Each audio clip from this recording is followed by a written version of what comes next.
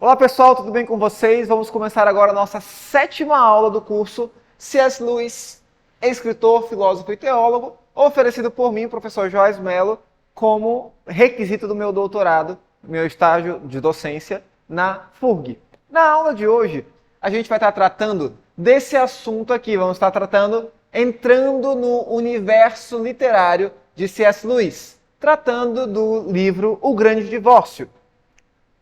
Especificamente alguns aspectos que eu destaquei, porque afinal de contas não dá para fazer uma análise profunda, destacando tudo como a gente faria, por exemplo, numa dissertação de mestrado ou algo do tipo, nessa nossa pequena aula de 1 hora.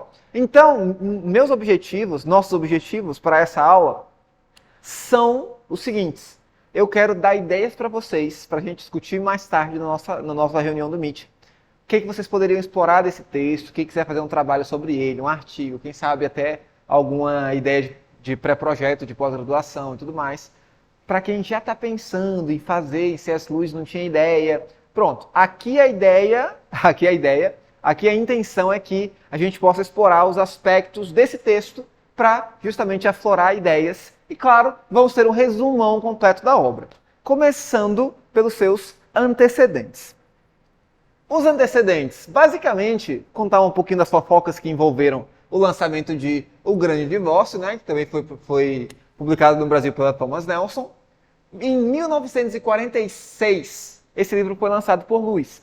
O ano seguinte à publicação de That Idle Strength, aquela fortaleza estranha, o terceiro livro da trilogia cósmica. E nesse livro, gente, o C.S. Lewis, ele vai tratar da literatura do futuro.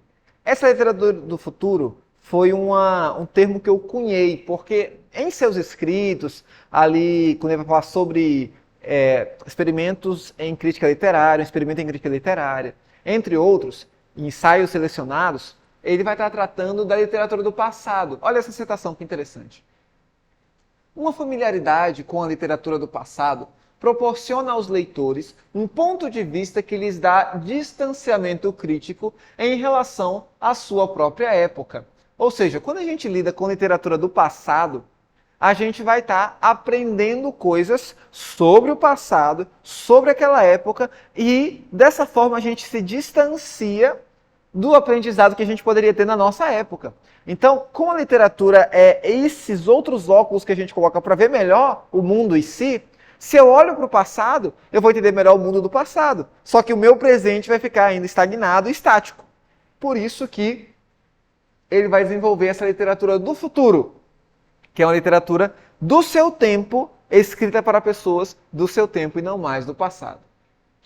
E ele estabelece aqui a criação de um novo espaço. Semelhantemente a Dante Alighieri, o Lewis aqui vai estabelecer a sua perspectiva de céu, a sua perspectiva de inferno e a sua perspectiva ali meio que um purgatório, algo do tipo que a gente vai estar examinando aqui profundamente também. Esse novo espaço, esse meio que purgatório, onde todos os eventos narrados aqui depois do ônibus vão acontecer, ele vai chamar de o Vale da Sombra da Vida.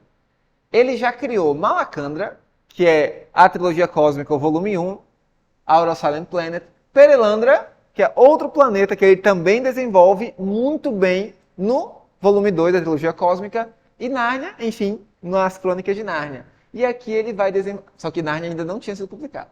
E aqui ele vai desenvolver esse novo espaço, ou seja, o camarada era um criador de mundos. A imaginação dele não se limitava apenas a personagens, mas ele era um grande criador de mundos. Por isso que, abrindo a nossas discussões literárias aqui no nosso curso, a gente vai estar examinando personagens, a gente vai estar examinando espaço, vamos estar examinando tempo. O tempo, especificamente aqui, não vai ser tão examinado, porque o tempo é o tempo cronológico e tudo mais. E no final das contas, no finalzinho do livro ali, a gente percebe que o tempo já não conta mais tanto, porque tem um segredinho que o Lewis vai colocar lá em relação ao tempo. Esse livro, gente, ele foi publicado inicialmente com o seguinte título: Quem vai para casa? E aí o Alistair McGrath ele vai comentar que ainda bem que alguém chegou para o C.S. Lewis e disse que esse não era uma boa ideia de título, essa não era uma boa ideia, e aí ele foi lá e alterou para O Grande Abismo. Perdão, o grande divórcio. Por que o grande divórcio e o grande abismo? Porque tem versão em português que traduziu como o grande abismo e tem versão em português que traduziu como o grande divórcio. A exemplo da Thomas Nelson. Em inglês is the great divorce.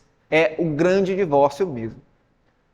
Críticas de teólogos católicos, assim que foi publicado, né, você já sabe que é um livro que vai estar tratando de ideias de purgatório, de céu, é uma teologia imaginativa, ele vai teologizar imaginativamente. Então, os teólogos católicos criticaram C.S. Lewis a partir da sua perspectiva de medievalismo. Ele vai estar tratando de aspectos que eram muito comuns à Idade Média. Só que ele vai estar meio que desvirtuando os princípios da Idade Média e criando uma nova perspectiva. Enfim, isso aqui vai fazer muito mais sentido quando a gente estiver tratando do texto em si. Tolkien, ele comentou que esse livro aqui era uma alegoria do refrigério. Refrigério é se fosse um limbo ali, que não é nem o céu nem o inferno, mas é uma alegoria do refrigério, esse meio que purgatório ali. Seguindo para a teologia imaginativa, agora que a gente já viu ali algumas questões introdutórias ao livro, o Lewis, ele vai comentar, na verdade, o McGrath, ele vai comentar sobre a obra do Lewis, que o imaginativo é algo produzido pela mente humana, em sua tentativa de responder a algo maior do que ela mesma, lutando para descobrir imagens adequadas da realidade. Então, quando o Lewis vai recorrer à imaginação para representar o mundo, ele está tentando ali responder a um impulso de sobrenaturalidade, de sobrenaturalismo, um impulso transcendente ao ser humano para explicar o seu próprio mundo. Quanto mais imaginativa for a mitologia, tanto maior será a sua capacidade de nos comunicar maior ou mais realidade. Ou seja, é muito pelo contrário do jeito que a gente pensa, né? Acho que foi na nossa primeira ou foi segunda aula que a gente comentou sobre a literatura de contos de fadas e como o Lewis tinha um grande apreço por ela. A intenção dele não era que, partindo para a fantasia, se perdesse o senso de humanidade, se perdesse o senso de mundo real, mas que, na verdade, o intento fosse contrário. Quanto mais perto a gente chegasse da mitologia, da imaginação, da fantasia, se chegasse mais perto do mundo real. Porque, na verdade, descrever realisticamente o mundo não é a melhor forma de retratá-lo para se parecer com a realidade, mas é justamente o inverso da perspectiva louisiana. Por isso que ele vai insistir tanto com o imaginativo. Os contos infantis lhe proporcionavam uma maneira maravilhosa de explorar questões filosóficas e teológicas. Ele nunca se furtou de trabalhar filosofia e teologia, como você que está acompanhando esse curso já pode ter entendido muito claramente.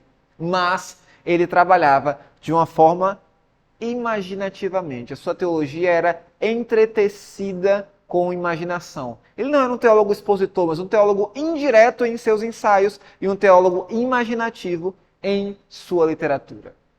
Um poeta não é um homem, isso aqui já é o próprio Lewis falando. Um poeta não é um homem que pede para olhar para ele, é um homem que me diz, olhe para aquilo e aponta. Isso aqui, gente, tem tanta referência com o que a gente falou na nossa primeira aula. O poeta, o escritor, quem escreve imaginativamente, ele não está querendo chamar a atenção para si, ele não está querendo chamar a atenção para o que ele escreveu, mas para o que ele queria dizer com aquilo. Porque toda a escritura, ela é apontada para uma intenção. E é essa a intenção do autor que o Lewis está mostrando que a gente deve buscar nos seus textos. Na verdade, nos textos em gerais. A epígrafe do nosso livro de hoje, ela é oferecida pelo George MacDonald. E diz o seguinte, George MacDonald, você está lembrado, né? Lá do Fantastes, um dos tutores da conversão do Lewis, ele leu Fantastes e ali ficou atordoado pelas imagens do sobrenatural e foi o pontapé literário na sua conversão depois, com Tolkien e com seus amigos futuros Inklings. O George MacDonald, ele diz o seguinte, não há escapatória. Não existe céu com um pouco de inferno, nenhum plano para guardarmos um pouco do diabo em nosso coração ou em algum lugar escondido. Satanás deve ir embora e com ele cada vestígio seu, por menor que seja. O Lewis, ele vai defender aqui o grande divórcio, a grande separação. E diferentemente do que quem está conhecendo pela primeira vez a obra, quem está vendo pela primeira vez, você não vai ter aqui uma história de casamento, você não vai ter aqui uma história de separação. Não, é o grande divórcio entre céu e inferno, porque as duas coisas não podem se misturar. No prefácio dessa obra, o Lewis ele vai mostrar, aprofundando essa epígrafe do George MacDonald, que não pode haver aquele equilíbrio que o Yang, aquele símbolo místico oriental, né, o Yang, que tem um lado preto e um lado branco, o lado branco tem um ponto preto e o lado preto tem um ponto branco, como se fosse um equilíbrio universal e tudo mais. O Lewis vai dizer que a vida não pode ser assim. Que, na verdade, o céu e o inferno não podem se misturar de forma e em ponto algum. Porque o céu não pode ter algo ruim, nem o inferno pode ter algo bom. Porque se assim fosse, não seria como é. E é isso que ele vai estar desenvolvendo ao longo do seu texto. Isso aí, vamos avançar? Exatamente, gente, para a gente dar uma olhada no espaço. Primeira pergunta, é o céu? Quem já introduziu a leitura, quem já teve o prazer de ler o Grande Divórcio pela primeira vez, ou alguma vez, percebe que tudo se inicia no ônibus. As pessoas estão enfileiradas para entrar no ônibus, e esse ônibus ele voa, ele vai para lugares, as pessoas passam por algumas questões, tem gente que desiste da fila, e quem chega num local idílico, chega num local insólito. E esse local levanta alguns questionamentos para a gente.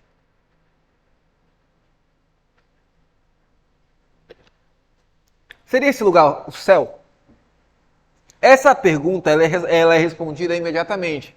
Porque se for o céu, como a gente pode ter dois tipos de personagens que a gente vai analisar nos slides seguintes? A gente tem espíritos e a gente tem fantasmas. Nitidamente os espíritos são... como é que eu poderia dizer, colocados mais positivamente. E fantasmas, por sua vez, são negativamente. Pessoas de espírito puro são espíritos. Pessoas de espírito egoísta, pessoas más, são fantasmas. Pessoas ainda não transformadas. Então não é o céu, porque no céu não haveria esse intercâmbio, de acordo com a teologia louisiana. Afinal de contas, que lugar é esse? Olha só que legal. Talvez seja melhor um excerto do livro. Talvez seja melhor você não chamar este lugar aqui de céu. Quer dizer, não céu profundo. Neste momento, ele sorriu para mim. Você pode chamá-lo de Vale da Sombra da Vida. Será que esse Vale da Sombra da Vida seria um tipo de purgatório louisiano, onde as almas estariam para serem ali purificadas e irem para um céu, ou não serem purificadas e descerem para o inferno, enfim. O que seria esse Vale da Sombra da Vida? Esse é um grande questionamento que a gente pode fazer. E no final da nossa aula de hoje eu vou estar dando algumas indicações para você do que eu penso que poderia ser de acordo com a narrativa. Esse Vale da Sombra da Vida, eu não vou dizer ainda quem são os personagens daqui, porque a gente vai chegar lá. Nesse Vale da Sombra da Vida, como é que Lewis descreve ele? Perdão, como é que o narrador, que se parece muito com Lewis, mas como é que o narrador, que é intradiegético, que é o narrador que participa de tudo, descreve. Ele vai dizer mais ou menos o seguinte: se assemelhava a um grande conjunto de nuvens, ou uma cordilheira. De vez em quando podia avistar nessa formação florestas íngremes, vales longínquos e até cidades montanhosas, empoleiradas em cumes inacessíveis. Outras vezes era tudo indistinto. A altura era tão grande que o objeto jamais poderia caber em meu campo de visão. A luz pairava sobre o topo, de onde se inclinava e projetava longas sombras por trás de cada árvore da planície. Não havia qualquer mudança ou progressão com o passar das horas. A promessa ou ameaça do nascer do sol permanecia imóvel lá em cima. Essa daí é uma descrição um pouco que a gente não consegue imaginar, porque ele diz que é uma coisa, mas que parece com outra coisa. Ele diz que é outra coisa, mas que na verdade não é isso exatamente. Então a gente fica meio sem imaginar. O que dá para imaginar? Que é um local muito grande, montanhoso, com cumes, e um dos personagens ele vai descrever que as pessoas moravam muito longe umas das outras, porque era só você desejar que a casa aparecia. Então, quando você tinha algum problema com seu vizinho, você ia para outra rua, para 1 quilômetro de distância, e aí você pedia, desejava uma casa e a casa aparecia. Então, Por isso, era um local muito grande, com casas muito separadas, montanhoso e tudo mais. Continuando ainda sobre o espaço, olha que interessante, uma das descrições de eventos que acontecem lá, naturalmente no ambiente, que o Luiz vai descrever pra gente. 2 leões com patas de veludo surgiram com um salto no espaço aberto. Com os olhos fixos um no outro, começaram um solene ritual de brincadeiras. Não tem como não imaginar aqui com uma mentalidade de um teólogo, o teólogo que está escrevendo isso daqui, não tem como não lembrar da descrição que Isaías vai fazer ali da nova terra, onde o leão e o cordeiro pastarão juntos, enfim, os animais brincando ali. Então a gente tem já um insight de que esse lugar pode ser o céu, de que esse lugar será que é o céu ali, afinal de contas? No entanto, o inferno, ele é muito bem delimitado. Embora haja dúvida se esse vale da sombra da vida é o céu ou não, o inferno, a gente sabe muito bem que não é ali. Por quê? Porque o inferno dizem o seguinte sobre ele. Levam você a acreditar que verá fogo abrasador, demônios e todo tipo de pessoas interessantes gritando em prisões, Henrique VIII e gente do tipo. Só que, ao ir para lá, percebe que não passa de uma cidade qualquer. Esse daqui, gente, essa aqui é uma fala de um dos personagens que aparece em um dos diálogos. A gente selecionou aqui alguns diálogos, se não me engano, 8 ou 7 diálogos para a gente examinar nessa aula. Não deu para pegar todos, porque de fato eram bastantes. Então, esse personagem aqui, ele vai comentar que ele está curtindo, está gostando ali do Vale da Sombra da Vida, porque era diferente do inferno da onde ele viera. E de fato, ele mostra que o Vale da Sombra da Vida é um lugar e o inferno é outro lugar. Você estava no inferno, apesar de que, se decidir não voltar, poderá chamá-lo de purgatório, diz um personagem exortando outro, um espírito exortando um fantasma. E você estava no inferno. Então, se agora essa pessoa está no Vale da Sombra da Vida, não é um inferno. No entanto, ao mesmo tempo, o personagem diz que o inferno em que a pessoa estava pode ser o purgatório. Então, será que ainda não era um inferno? O Luiz não deixa muito claro isso pra gente. Será que o Vale da Sombra da Vida é o purgatório ou o inferno é o purgatório? Fica meio confuso até então. Você pode chamar as ruas tristes daquela cidade isolada de Vale da Sombra da Morte. Opa, então, cidade isolada, cidade triste é a cidade do inferno, que eles também chamam de Vale da Sombra da Morte. Mas, para os que lá permanecem, terá sido o inferno desde o princípio. Então, o que a gente entende? Que o inferno, o Vale da Sombra da Morte, ele é escapável, assim como o Vale da Sombra da Vida, também dá para você ir para o inferno, como o personagem aqui diz que transita de um para outro. Mas, afinal de contas, então, cadê o céu? Onde é o céu? Vamos avançando. Falamos um pouquinho sobre o espaço. É esse o espaço que a gente tem nesse... isso aqui é uma descrição irrisória do espaço, né? Dá pra gente falar muito mais coisas, mas é só para vocês terem um gostinho aí e inspirá-los, afinal de contas. Os personagens, gente, além do Luiz, além do narrador, que parece muito com o C.S. Lewis, a gente vai ter esses dois tipos de personagens. A gente vai ter espíritos e a gente vai ter fantasmas, como eu tinha dito para vocês. Os espíritos, quais são as características deles? Eles são pessoas sólidas. São pessoas que são tangíveis e são resplandecentes no sentido de iluminados mesmo. O espírito desnudo, cuja brancura era de um brilho ofuscante. Assim um espírito é descrito na página 36 do livro. São espíritos brancos, ofuscantes, brilhosos. Alguns estavam nus, o que nos remete a Adão e Eva, outros vestidos. Mas os nus não pareciam menos enfeitados, e as vestimentas não disfarçavam a grandeza maciça dos músculos e a radiante suavidade do corpo daqueles que as trajavam. Ou seja, esses personagens aqui, eles são descritos unicamente positivamente. Só há descrições positivas para os espíritos. Tem um espírito que é o resgatador, tem outro que é o conciliador, e todos estão ali tentando convencer os fantasmas a decidirem a sua vida para o céu, para as montanhas, para as regiões montanhosas. Eles devem seguir firmes o seu rumo em direção às regiões montanhosas, que seria ali uma espécie de conquista do céu ou algo do tipo. Já os fantasmas, eles são transparentes, eles são frágeis, eles têm medo da chuva. O Luiz, ele comenta que um simples gota, o narrador, ele comenta, vamos chamar narrador de Luiz, vamos fazer uma convenção aqui. Ele comenta que uma simples gota de chuva que caísse, apenas o respingar poderia destroçar um desses fantasmas, dos quais ele era um.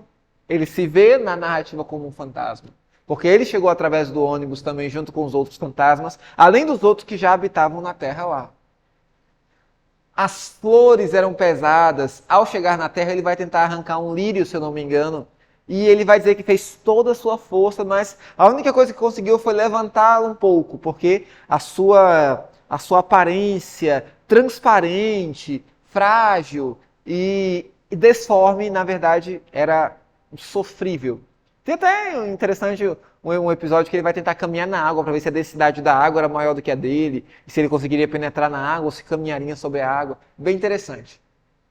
Outro personagem, outro fantasma, vai tentar carregar uma maçã, tentar roubar maçãs para levar para o inferno.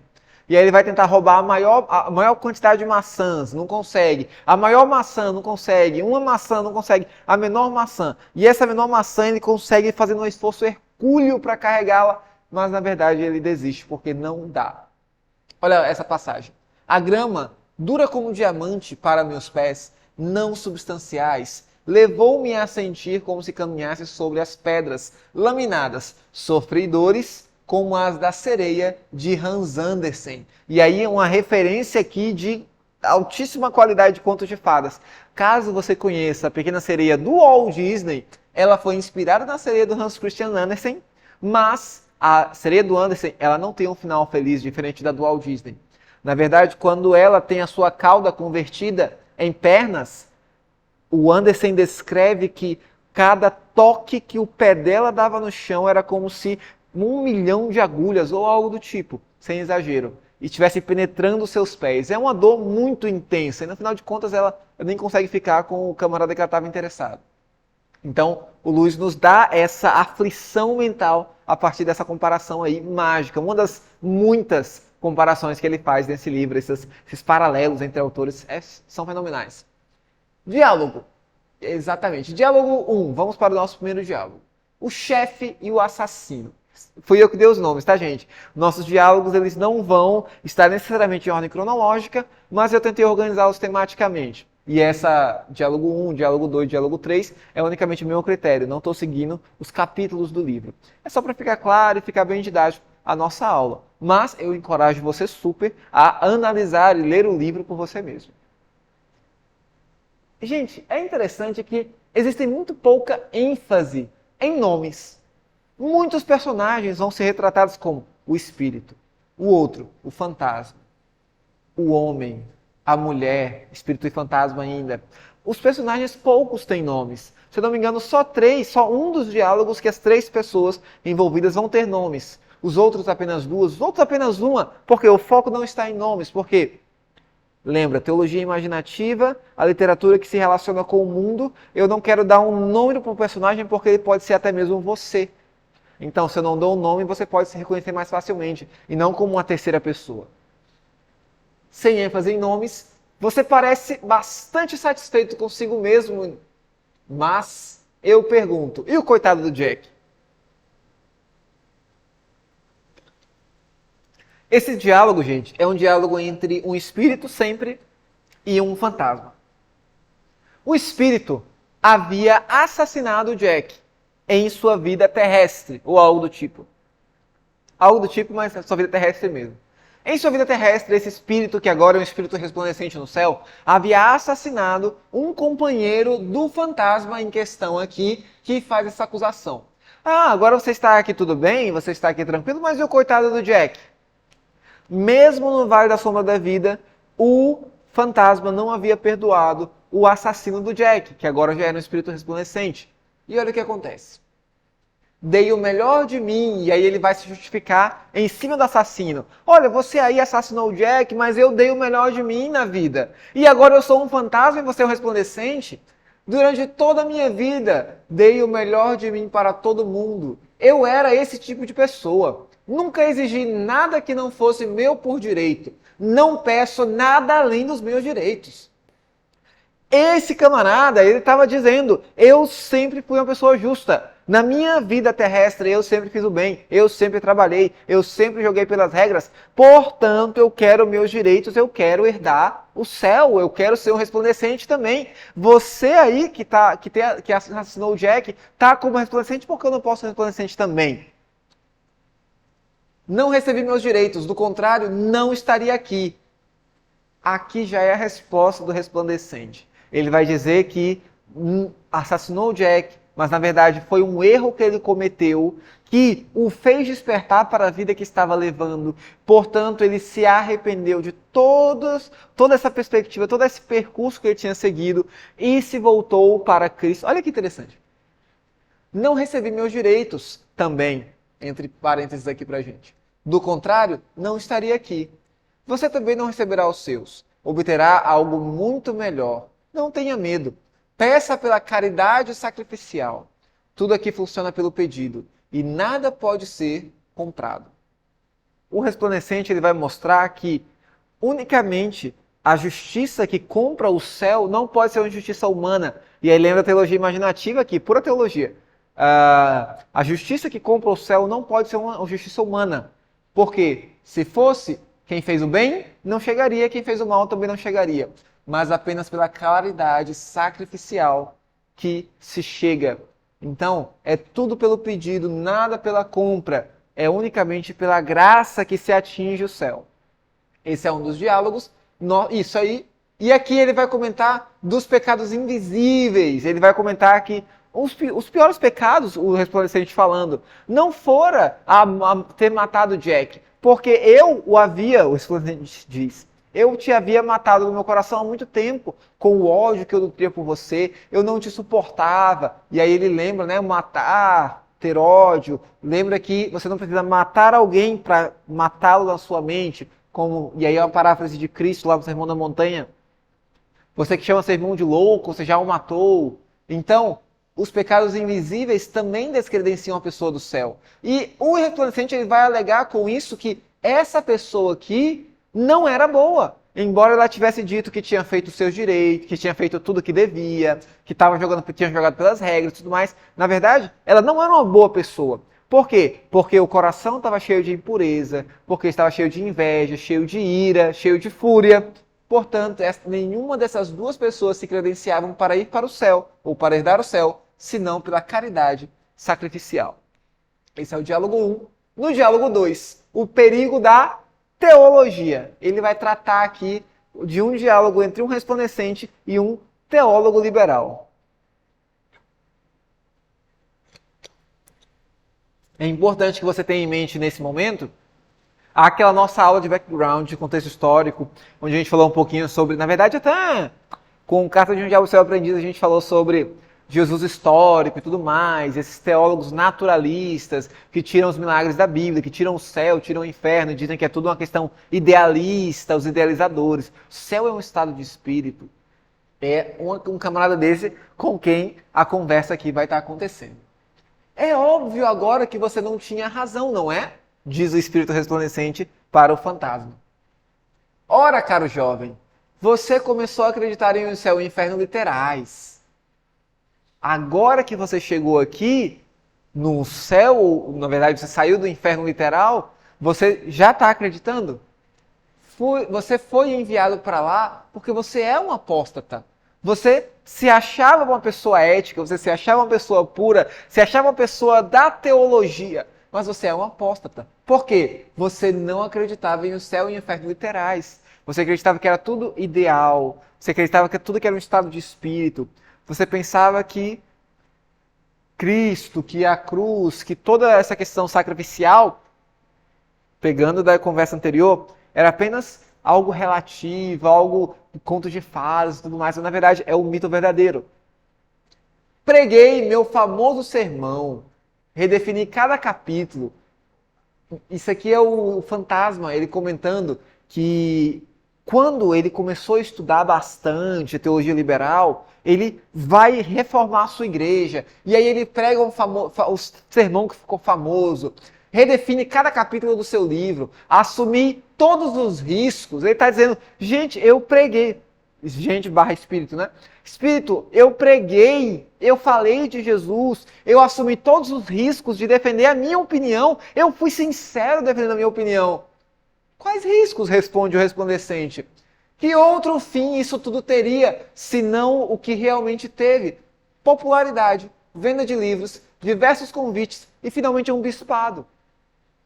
Essa conversa aqui vai ecoar muito a questão da primeira conversa, na intenção do coração. O camarada aqui estava falando, estava pregando, estava expondo a Bíblia, no entanto, ele não estava com um coração colocado de verdade ali na questão. E ele vai, embora ele alegue a sinceridade, preguei o sermão, assumi os riscos eram unicamente pessoais, porque ele estava colocando a sua reputação em risco, em vez de defender a Bíblia, por assim dizer, de verdade. Nossa opinião não era sincera. Nossa opinião. Note que o espírito que está tratando aqui, junto com esse fantasma, era um espírito que também era um teólogo liberal. Mas ele abrir a mão de sua teologia liberal para acreditar na teologia bíblica. Por quê? Olha só, nossa opinião não era sincera. Simplesmente tivemos contato com determinada corrente de ideias e mergulhamos nela, já que nos parecia moderna e satisfatória. Então, o espírito ele vai alegar que o mergulho na teologia liberal, ele não se dá por uma sinceridade do coração, não se dá por uma inclinação de fazer uma teologia mais pura ou ilibada de alguns aspectos, mas por satisfação e adequação cultural. Você ao menos acredita que Deus existe? Existe? O que a existência significa? Ainda o espírito ali tentando travar uma conversa, mas o camarada ainda vem com as suas vãs filosofias. Ah, mas o que significa existir? Ah, existência? Ou seja, na verdade ele estava querendo sair da questão de todo jeito para não alegar que de fato ele não acreditava nem que Deus existia. Por isso que eu coloquei ali teólogo entre parênteses. No fim dessa conversa, gente, esse espírito tentando convencer o jovem teólogo ali a abrir mão da sua teologia liberal e a aceitar o céu profundo e a realidade sobrenatural de um Deus que realmente existe, ele diz, no fim das contas, que vai voltar para o inferno porque lá embaixo temos uma pequena sociedade teológica. Sim, há muita vida intelectual. E aqui nós temos uma agulhada, uma piscadinha de olho que o C.S. Lewis dá, dizendo que até no inferno haveria sociedades teológicas, porque afinal de contas a teologia liberal não precisaria estar no céu. O camarada era uma sagacidade incrível. Pode avançar. Diálogo 3. Vida por aparência. Opa! Vi que o fantasma tinha sido uma mulher. O personagem de Lewis, o narrador, ele vai continuar andando. E ele vai andando e vai vendo essas situações ocorrendo no Vale da Sombra da Vida. E ele vê um fantasma que tinha sido uma mulher. Portanto, era um espírito, não. Um fantasma mesmo, naquela nossa distinção de uma mulher. Uma mulher bem vestida. Essa mulher bem vestida, gente, ela vai travar um diálogo também com o espírito resplandecente. Só que, olha o cunho que vai ter esse diálogo. Temor da caminhada? Ainda não entendeu? Que caminhada era essa? Deixa eu explicar para vocês. Como eu tinha dito já anteriormente, mas só para alinhar. Todos os espíritos estavam tentando encaminhar os fantasmas para a caminhada rumo às regiões montanhosas. Regiões montanhosas essas que são apontadas como algo como se fosse o céu, de fato. Então, o espírito vai tentar convencê-la, esse fantasma feminino, a ir para essa caminhada. Mas ele pergunta, tá com medo da caminhada? Ainda não entendeu? Você realmente... Aí a mulher responde, ainda não entendeu? Você realmente acha que eu vou aparecer assim, diante de todas aquelas pessoas? Ela não estava com medo da caminhada. Ela não estava com medo das pedras, das rochas que furariam seus pés, ou das árvores que poderiam dar um vento, enfim, ela não estava com medo dos intempéries da caminhada. Mas ela estava com medo de aparecer mal na frente das outras pessoas. Por isso que eu nomeei como a vida por aparência esse diálogo. Éramos todos um pouco fantasmagóricos quando chegamos, diz o Espírito. Mas depois passa. Venha, você consegue. Só que eles vão me ver. E qual é o problema? Prefiro morrer. Essa mulher ela era tão obcecada por sua aparência que não importava se fosse o seu futuro eterno que estivesse em jogo. Ela preferia morrer a passar uma experiência em que ela se sentiria desconfortável por estar abaixo do nível de aparência das outras pessoas. E, gente, a aplicação teológica que isso aqui vai ter, a gente vai fazer no final, brevemente, só para refletir sobre a teologia imaginativa do Luiz, é muito legal. Agora, por favor, vá embora. Amiga, indagou o espírito, você poderia, apenas por um momento, pensar em qualquer outra coisa além de si mesma?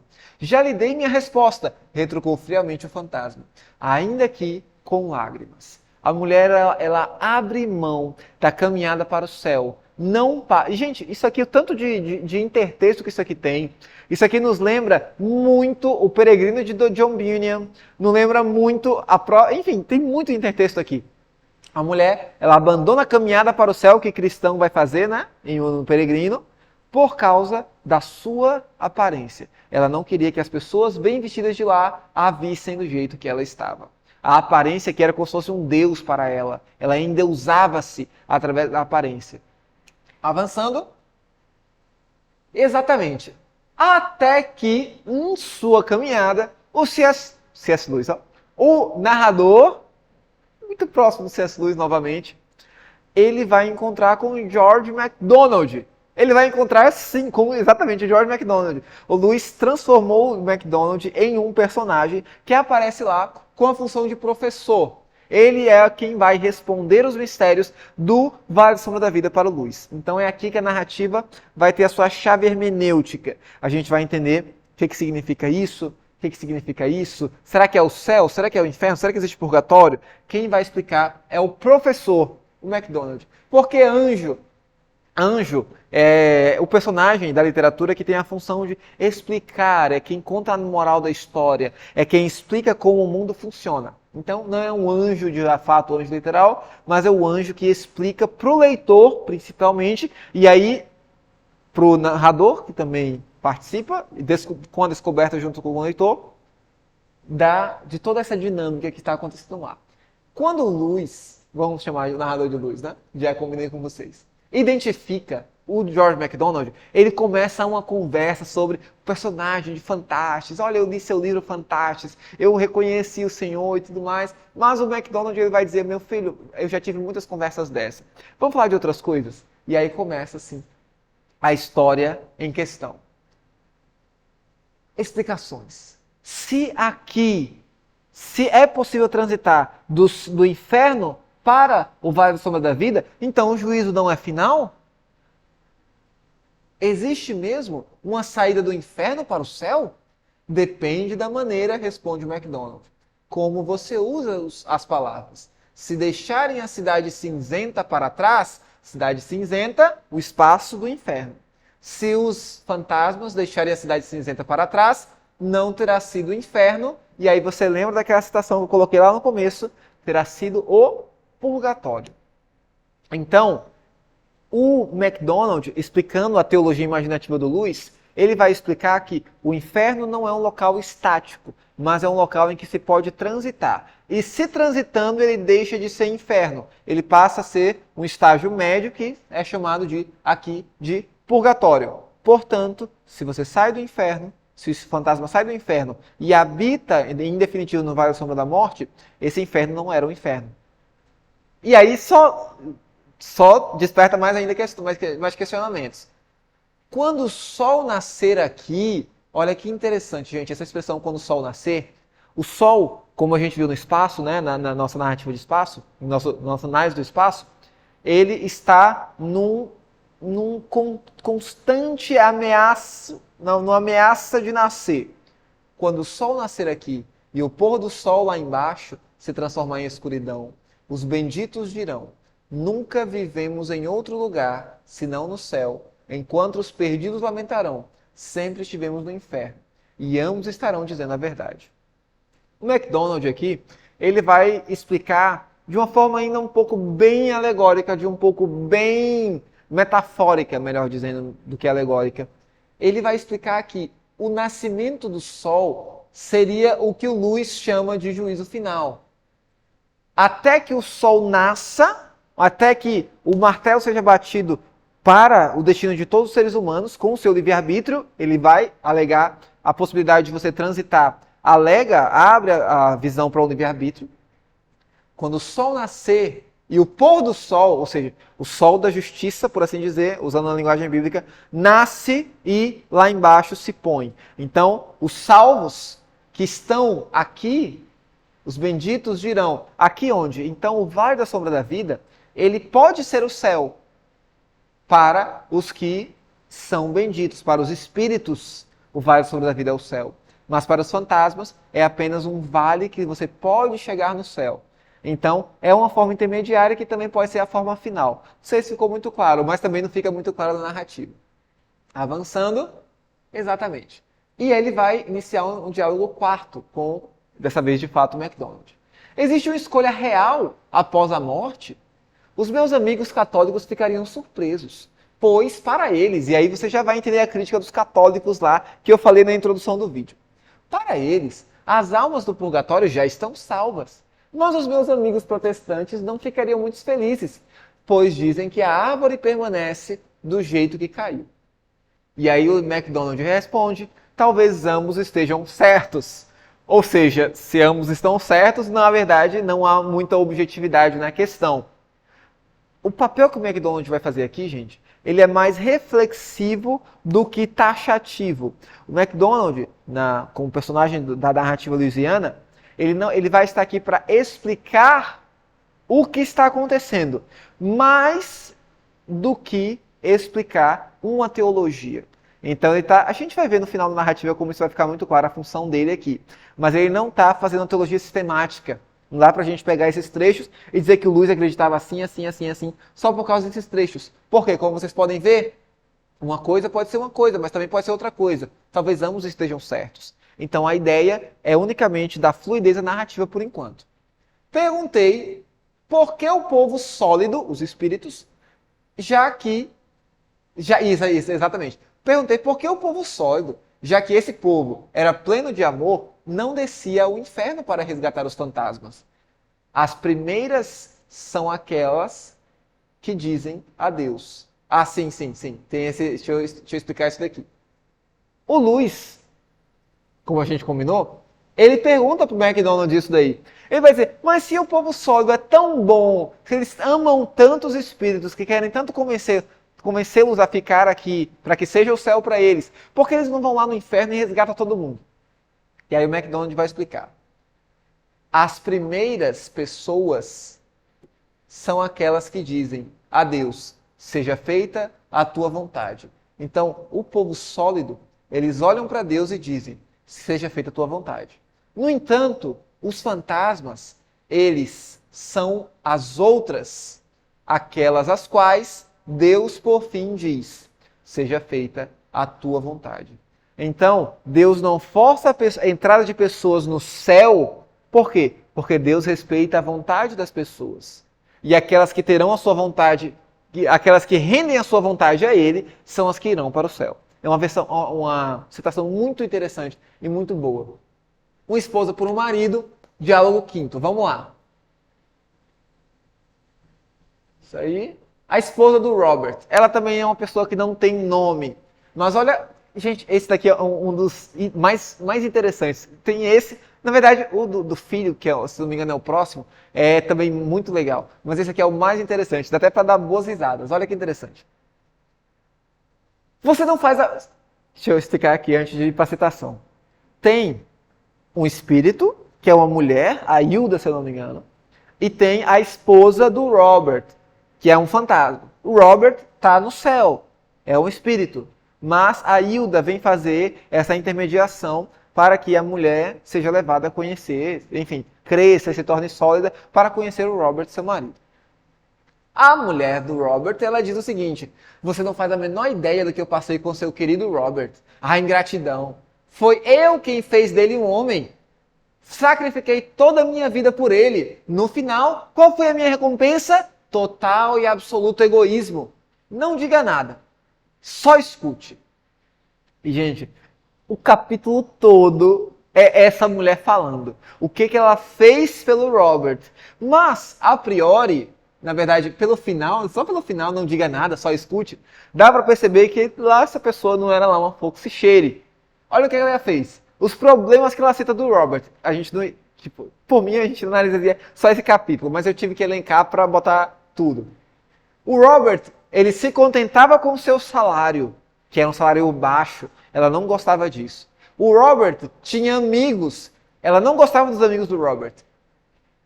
O Robert, ele não sabia conduzir a própria vida. O Robert, ele não queria trabalhar 13 horas por dia. O Robert queria descansar. O Robert queria escrever um livro. Ela vai dizer que gostava muito de plantas, de flores, e enchia a casa de flores. Certa vez colocou uma flor em cima da escrivaninha e quando foi aguar, caiu água ali na escrivaninha e molhou os papéis. E o Robert ficou furioso. Mas ela diz, mas nem eram papéis do trabalho dele. Ele ficou chateado só porque era rascunhos de um livro. Ou seja, ela molhou o livro do cara, ela molhou os papéis do cara. Você pode ver que essa mulher, ela faz um papel de uma pessoa muito controladora. E as soluções que ela encontra? Primeiramente, o salário, ela vai fazer um inferno na vida do Robert para que ele queira um emprego melhor, para que ele puxe o saco das pessoas certas para subir na empresa. Os amigos, ela vai separá-lo dos amigos. Olha como o Luiz ressalta isso. Uma mulher ponderada pode sempre lançar uma opinião aqui e outra ali, e aos poucos, e aí incentivar... fecha aqui mesmo. Ela foi lançando, os amigos foram chegando para visitas, aí ela foi lançando uma opinião aqui, outra ali, e aos poucos os amigos foram se separando, foram deixando de vir e tudo mais. Ela incentivou o Robert a trabalhar mais, passando menos tempo em casa, a conseguir novos amigos úteis e mais jovens. Ela vai comentar em determinado ponto que não era problema dela se os novos amigos, se os rapazes jovens gostavam mais da companhia dela do que do Robert. E eles eram amigos do Robert, ou deveriam ser. Ela queria uma casa maior, ainda que não desse para pagar por essa casa, ainda que tivessem que trabalhar muito mais por essa casa, etc. Já deu para você ter noção aí de como essa mulher era. Que diabos está acontecendo com você? Eu costumava perguntar, mas ele nem se dava ao trabalho de responder. Gente, no fim das contas, o Robert, ele morre se não me engano, é um infarto. Ele morre de fato de muita preocupação, de uma estafa mental. E ela vai comentar, se eu não me engano, eu trouxe... Não, isso já é outro diálogo. No final desse diálogo, que o Lu está tentando, juntamente com o McDonald, eles vão começar a sua caminhada e vão observar isso daí. Ela vai comentar que, na verdade, ela ficaria muito feliz, porque o Robert não sabe viver. Então, para ela ficar ali, era só dar a tutoria da vida do Robert para ela. Ela só quer conduzir o Robert para que ele seja feliz. Muito interessante, né, não, gente? Como as pessoas acham que amam. O McDonald vai explicar isso daí pro Luiz. Como as pessoas acham que amam, na verdade, amando-se em primeiro lugar e controlando a vida dos outros, tornando a vida dos outros um inferno, mas amando-se em primeiro lugar e pensando que estão amando a outra. Vida por beleza, esse aqui eu consegui botar o excerto completo. Eles veem em sua caminhada ali pelo Vale da Sombra da Vida outra pessoa, dessa vez uma mulher. O fantasma de uma mulher. Parecia não ter consciência de sua aparência fantasmagórica. Diversos sólidos tentaram conversar com ela, e a princípio fiquei sem entender o seu comportamento em relação a eles. Parecia contorcer seu rosto, quase invisível, e balançar seu corpo esfumaçado, de uma maneira que não fazia sentido. Por fim, cheguei à conclusão de que, por incrível que pareça, ela supunha ainda poder atraí-los. Transformara-se em um ser incapaz de conceber uma conversa, exceto como meio para esse fim. Se um cadáver, olha como o Luiz é malvado, se um cadáver já avançado em decomposição surgisse de um caixão, tentando com suas gengivas lambuzadas de batom flertar com alguém, o resultado não teria sido mais assustador. Aqui a gente tem uma cena grotesca, em que o Luiz e o McDonald, em sua caminhada, eles observam esse fantasma tentando, a todo custo, seduzir os seres celestiais, os seres sólidos. Mas, na verdade, no fim das contas, esse fantasma, essa fantasma desiste e fala, não tem como viver aqui, e desce de volta para o inferno. Porque, afinal de contas, o crescimento ali se daria de uma forma diferente.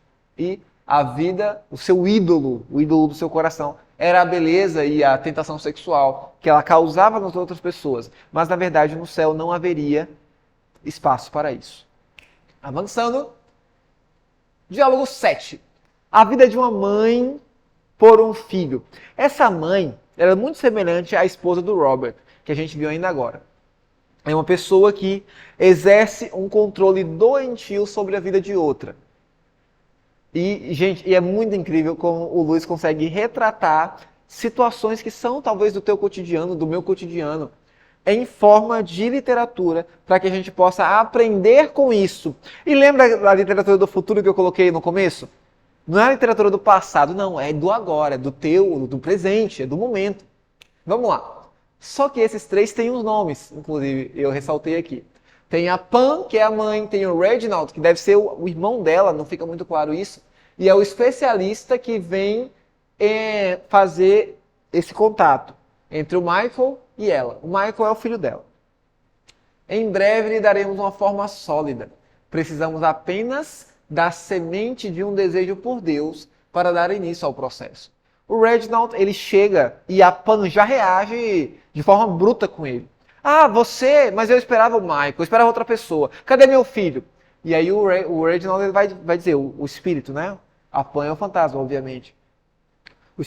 O espírito vai dizer, você ainda não está pronta para encontrar com seu filho. Ele, na forma que você está agora, ele ainda não te veria.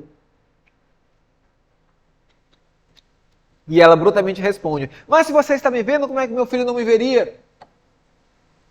E aí ele vai, daremos uma forma sólida, mas você precisa ter um desejo por Deus. Você se refere à religião, a esse tipo de coisa? Não é o momento certo para falarmos desse assunto, muito menos partindo de você. Aliás, não importa, farei o que for necessário. A Pam, ela vai deixar muito claro em todo o diálogo que o filho dela era o seu ídolo. E aí você já vai pegando aí no ar a coisa, né? O objetivo do Lewis aqui nesse filme, nesse livro. Ele estava destacando, semelhantemente à Carta de um Diabo, os ídolos do coração das pessoas. O ídolo da beleza, o ídolo da aparência, o ídolo da sensualidade, o ídolo do controle da vida dos outros e da própria. E aqui, o ídolo da família. Olha que interessante. Se eu farei o necessário, ou seja, eu amaria a Deus, eu desejaria a Deus para ter o meu filho. Se esse Deus me amasse, ia deixar ver meu menino. Se me amasse, por que tiraria o Michael de mim? Pam, veja, Reginald, nenhum sentimento natural é em si mesmo superior ou inferior, santo ou profano. Todo sentimento é santo quando a mão de Deus o governa. E aqui, o Reginald, ele vai propor que o amor humano, ainda que seja um amor materno, ele pode ser um amor corrompido, uma vez que ele não esteja governado pela mão de Deus. Todo sentimento se deteriora quando se estabelece por conta própria e se transforma em um falso Deus. E aqui a teologia imaginativa fica mais clara ainda. O que estava sendo explicado em todos os diálogos anteriores. Todos eles eram falsos deuses. Todo sentimento humano, quando não é santificado, se deteriora e se transforma num falso Deus que converge para a destruição da própria pessoa que tem o sentimento. Quero meu menino de uma vez por todas. Ele é meu. Você entende? Meu, para todo sempre meu. E aí o Reginald ele vai comentar, na verdade, ainda em diálogo com a Pam, não deu para colocar tudo aqui, obviamente, ele vai comentar que, na verdade, é o MacDonald que vai comentar, e vai estar no slide seguinte. Vamos passar. Olha que legal. Excesso de amor, você diz? O Lewis vai comentar com o MacDonald o seguinte. Olha, essa mãe, ela amava seu filho demais, era um excesso de amor que ela tinha para com ele. Excesso de amor, você diz? Não houve excesso, mas falta de amor. Ela amava pouco seu filho, não muito. Se ela o amasse mais, não haveria nenhum problema. Não sei como terminará o caso dela, porque eles vão embora antes que o diálogo termine. Mas pode ser que nesse exato momento esteja exigindo que vá com ela, que o seu filho vá com ela para o inferno. Porque essa mãe não ama o filho, a pessoa do filho, mas o símbolo, a posse do filho que ela tem. Por isso que ela levaria até mesmo seu filho para o inferno, para que ele estivesse com ela, e não para que ele estivesse bem distante dela. Exatamente. Diálogo 8, oitavo e nosso último diálogo, o fantasma e o prazer.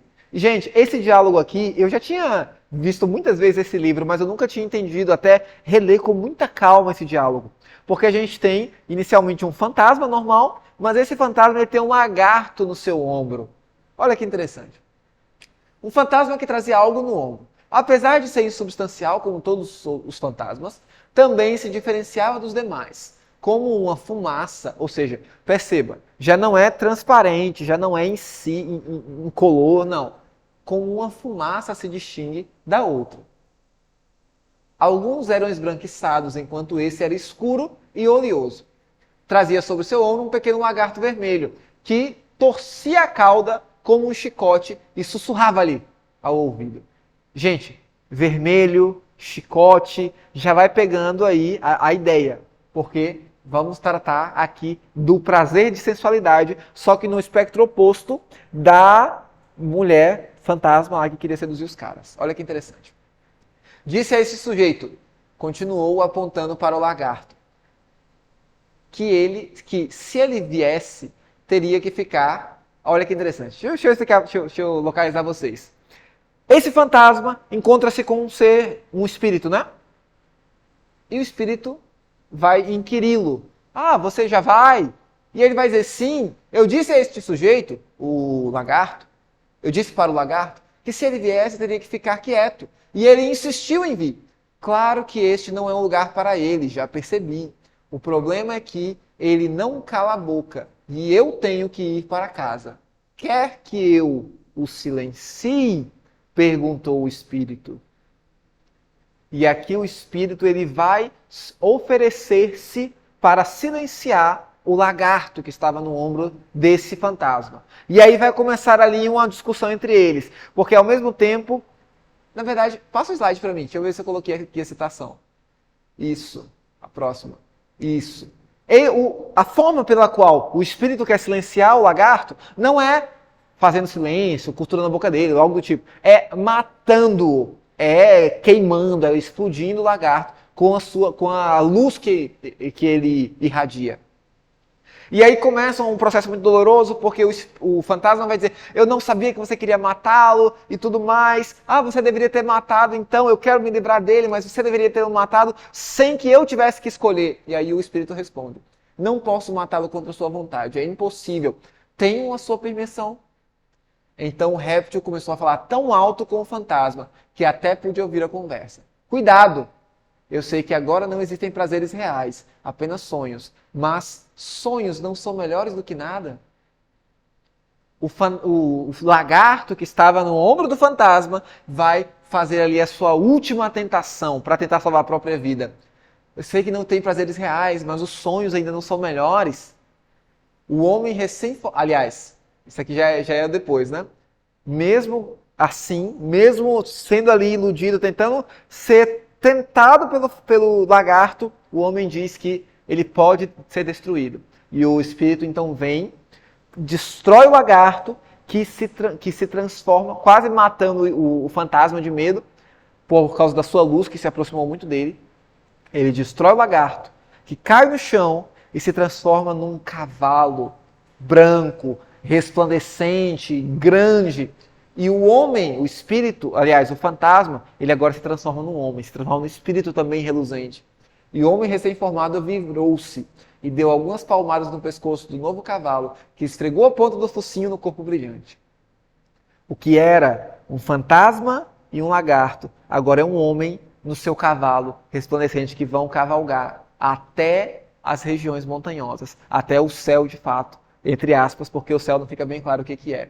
Então, quando o homem, e aqui é alegorizando, né, desfazendo a alegoria, quando o homem abre mão das suas tentações, para ficar no céu, para optar pelo céu, ele pode ser transformado, mas isso tem que acontecer com a sua ascensão. Pode avançar? Nada, nem mesmo o melhor e mais nobre poderá prosseguir em seu estado atual, o MacDonald explica para o Lewis. Nada, nem mesmo mais inferior e bestial, deixará de ressuscitar ao se submeter à morte. É semeado, parafraseando Paulo, né? É semeado um corpo natural e ressuscita um corpo espiritual. Então, tudo precisa passar pela experiência da morte para que seja, então, ressuscitado. Conclusão do livro, não nossa conclusão ainda, quer dizer que tudo que vi... Isso, o que acontece, gente? No final da narrativa, o MacDonald, ele vai explicar para o Lewis que nada do que ele vê numa visão ou num sonho é muito claro. Por isso que há tanta metaforização, por isso que há tanta metáfora nas explicações e tudo mais. Então, o narrador vai comentar, quer dizer que tudo que eu vi neste mundo é falso?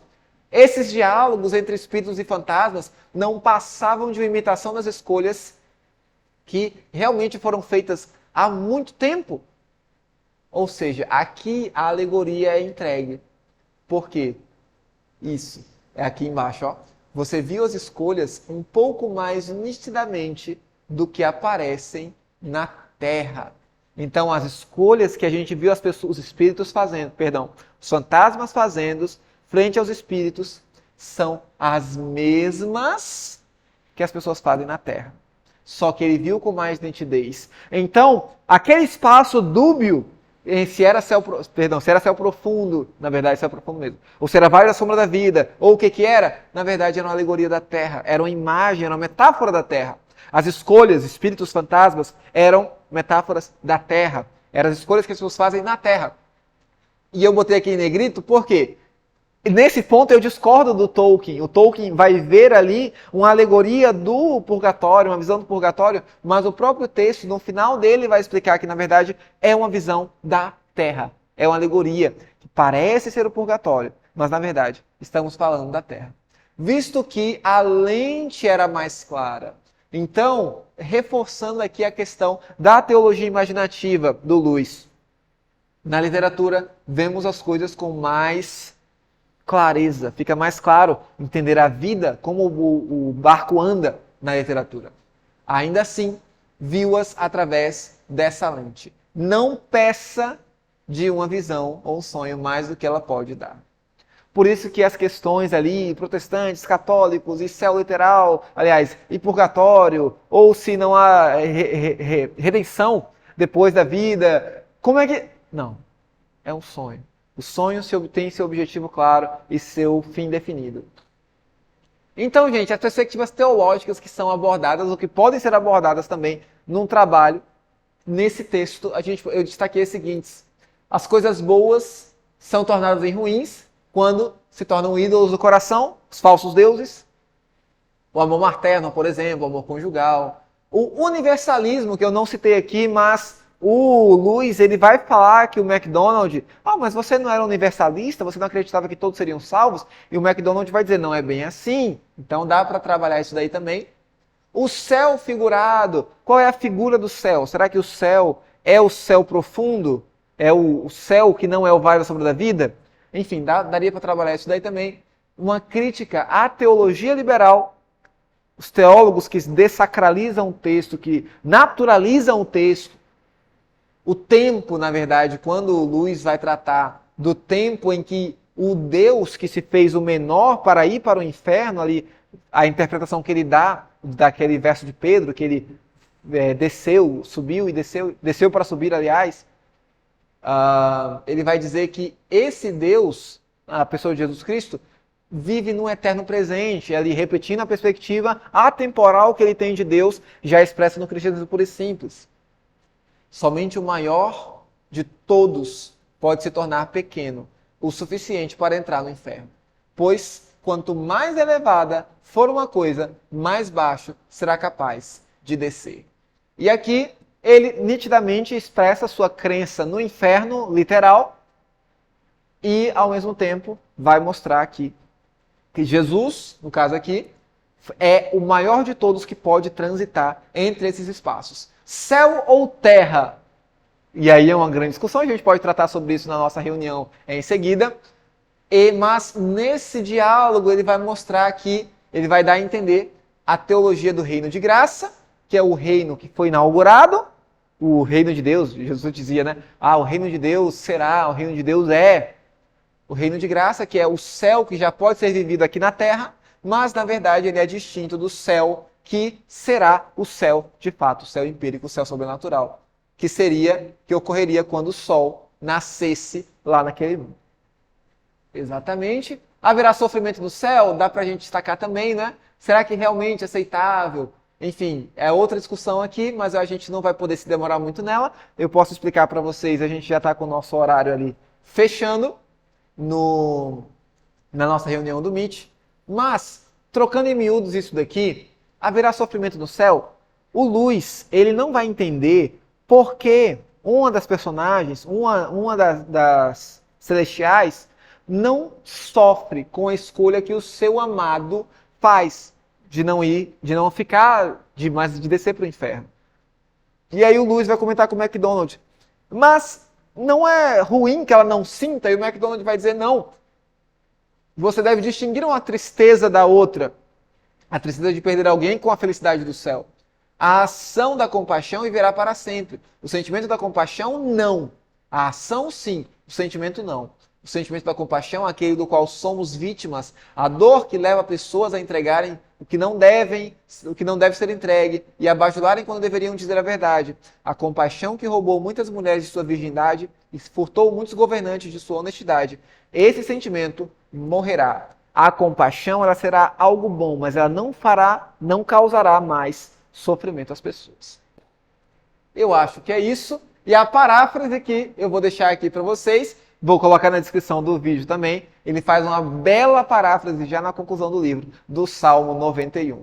Então, gente, eu acho que é isso mesmo. Luz e o divórcio entre céu e inferno. Essa foi nossa aula de hoje. Muito obrigado pela sua atenção e até a próxima.